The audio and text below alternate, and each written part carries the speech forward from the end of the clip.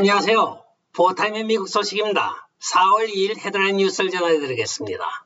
포타임에 미국 민주당이 주도하고 있는 161위원회가 1월 6일자 도널드 트럼프 대통령 재임 당시의 통화 기록 내용을 요청하였습니다. 그러자 바이든 행정부의 압력에 굴복하여 국립문서기록보관소가 도널드 트럼프 대통령의 1월 6일자 모든 통화 기록 내용을 보냈습니다. 도착하자마자 민주당원들은 7시간이 빈다고 하면서 도널드 트럼프 대통령이 7시간 동안 대포폰을 썼느니 아니면 누락을 시켰느니 하면서 난리를 쳤습니다. 그런데 오늘 막상 그 페이퍼로 도착한 것을 보니까 26페이지에 해당하는 모든 페이지가 빠진 것이 없이 다 되어 있습니다. 한국에서 7시간 부재에 대하여 별별 억측을 만들어냈던 좌파가 생각나는 미국의 오늘날의 현실입니다. 민주당이 같은 패턴으로 도널드 트럼프 대통령 7시간 행방을 추궁하였으나 오늘 결과적으로는 통신기록 내용에 의하여 아무것도 없었던 것이 나타나고 있습니다.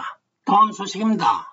바이든 보유국의 효과가 드디어 나타나고 있습니다. 전통적으로 미국과 파트너였던 솔로몬 군도가 중국과의 보안협정 조약 초안에 서명하였다고 전해지고 있습니다. 이 조약은 중국 경찰과 군인이 솔로몬 군도 영내에서 순찰을 할 수 있고 또 해상 활동을 할 수 있는 것을 의미합니다. 그간의 중국의 태평양 진출을 필리핀과 또 한반도, 그 다음에 2차적인 방어벽이 일본 군도였습니다. 섬으로 쌓여있는 이 많은 군도를 중국이 빠져나오기 힘들었는데 이제는 여기 솔로몬 제도가 중국과의 이런 조약을 맺게 됨에 따라서 중국이 자유롭게 태평양을 진출할 수 있게 되었습니다. 전략적으로 이제는 필리핀과 대만과 한국이 또는 일본까지도 중국의 포위망 안에 쉽게 들어가게 되어 있습니다. 이에 대해 로이터 통신에서는 군사기지 설립은 허가하지 않았다고 하는데 군사기지가 무슨 소용이 있습니까? 태평양에서. 항공모함 몇 대 띄우면 끝나는 것입니다. 다음 소식입니다. 마리우폴에서 민간인 대피를 3,000명 하였다고 젤렌스키 대통령은 발표를 하고 있는데 국제적십자사에서는 금요일 오후 늦게까지 현장에 접근을 하지 못하여 내일인 토요일날 다시 시도를 하겠다고 이야기를 하고 있습니다. 한편 17대의 버스를 인솔하여 내려갔던 구조대원들은 적십자사 대원들을 만나지 못하여 못 들어갔다고 이야기를 하고 있습니다. 젤렌스키 대통령의 말과 적십자 측의 말과 또는 구조를 하기 위하여 버스를 가지고 갔던 대표팀 말이 각각 다릅니다. 구조를 하였는지 안 하였는지 또는 들어갔는지 안 갔는지 도무지 갈피를 잡을 수 없는 일관성이 없는 언론들의 보도가 이어지고 있습니다.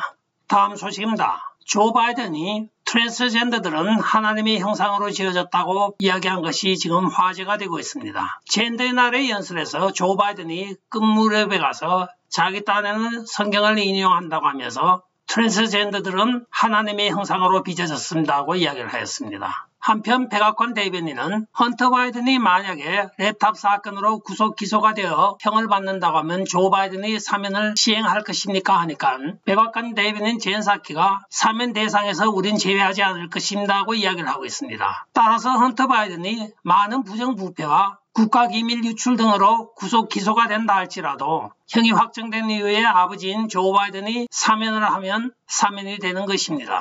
다음 소식입니다. 젠 사키 백악관 대변인이 푸틴 대통령을 지금 치솟고 있는 유가와 또 식량난의 원인 제공자로 이야기를 하고 있습니다. 그를 대변하는 대변인들은 휘발유 값과 모든 식품값이 오르는 것을 러시아 푸틴 탓으로 돌리자 백악관에 출입하고 있던 팍스뉴스의 한리 기자가 러시아의 우크라이나 침공 이전부터 오르고 있었던 것에 대해서는 어떻게 이야기를 하겠습니까 하니까 말장난만 하면서 슬며시 없어졌습니다. 거기에 대한 답변은 하지 않고 그냥 브리핑을 마쳤습니다. 한편 이 젠 사키는 5월달 정도에 MSNBC로 이적하기 위하여 지금 준비하고 있는 것으로 알려지고 있습니다. 1년 반 동안 말장난 실컷 하다가 이제 MSNBC로 가고 후임이 누가 올지 모르겠습니다.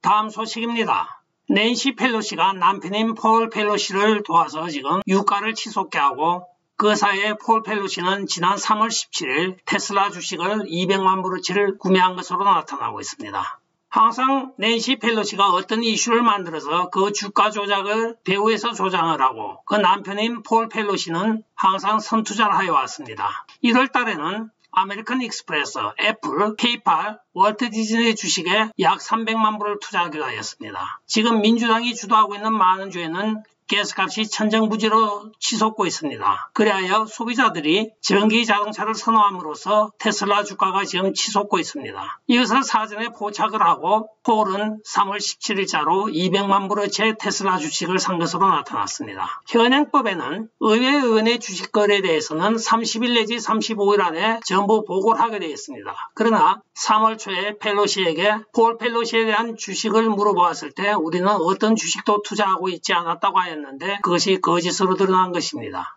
다음 소식입니다. 미국 우정청인 USPS가 2020년 선거 전에 주기형에서 28만 8천 개의 의심스러운 투표용지를 운반한 내부 고발 트럭 운전사에 대한 조사 보고서를 공개하지 않고 있어서 지금 논란이 일고 있습니다. 펜실베니아 대법원에서 분명히 그 자료를 공개하라고 하였는데도 아직 공개를 하지 않고 있으며 그때 당시 트럭 운전사였던 제시의 변호사가 오늘 게이트웨이 펀딧과의 인터뷰에서 폭로를 하고 있습니다. 1차적으로 우정청의 답변은 일반적인 의회 법규보다는 우정청의 개인 비밀 보장이 헌법에 준하는 우위에 있기 때문에 줄 수가 없다고 이야기를 하고 있다고 합니다. 결국은 우정청과 지금 의회의 알력 싸움이 되고 있습니다. 다음 소식입니다. JD 로커 라이브라고 하는 팟캐스트에서 오늘 엄청난 폭로를 하고 있습니다. 과연 지금 미국을 움직이고 있는 자가 누구이냐 하는 것입니다. 그의 팟캐스트에 30분간의 연설에서 많은 인물들이 등장을 합니다. 조지 소로스, 빌 게이츠, 오바마, 조지 W. 부시. 그러나 그들이 말하고 있는 것은 대부분 그들은 아니라고 이야기를 하고 있습니다. 또한 다보스 포럼에 있는 슈왑도 이야기가 되고 있습니다. 글로벌리스트까지 이야기를 다 해보았지만 아직까지 실체는 분명히 나타나지 않고 있으며 그 위층으로 올라가서 바티칸이냐 아니면 중국 공산당이 아닐까 하는 데까지 이야기가 되고 있습니다. 우리가 알고 있는 딥스테이트 또는 로스차일드 이들도 아니라고 합니다. 무언가 보이지 않는 것에 일종의 촉수에 지나지 않는 많은 조직들이 있다고 지금 이야기를 하고 있습니다. 전체적으로 지금 그레이트 리셋이라는 미명하에 인류 문명을 파괴하고 있다고 오늘 전하고 있습니다. 또 한 가지는 빌 클린턴과 힐러리 클린턴은 민주당의 엘리트일진 모르지만 그런 인류 글로벌리스트가 아니라고 이야기를 하고 즉 중간 관리자에 불과하다고 이야기를 하고 있습니다. 조 바이든과 카말라 해리스는 꼭두가시에 불과하며 역시 최상위층이 아니라고 이야기를 합니다. 과연 누가 지금 세계를 움직이면서 신세계 질서로 가고 있는지 아무도 모르는 현상이라고 팟캐스트에서 이야기를 하고 있습니다. 다음 소식입니다. 전직 알래스카 주지사 세라 펠린이 금요일날 고 단영 하원 의원이 남긴 공석을 채우기 위하여 알래스카주 하원에 출마한다고 공식적으로 선언하였습니다. 끝까지 시청해 주셔서 감사합니다. 좋아요, 구독, 알림 그리고 공유 부탁드리고 댓글 많이 부탁드리겠습니다. 안녕히 계십시오. 바이.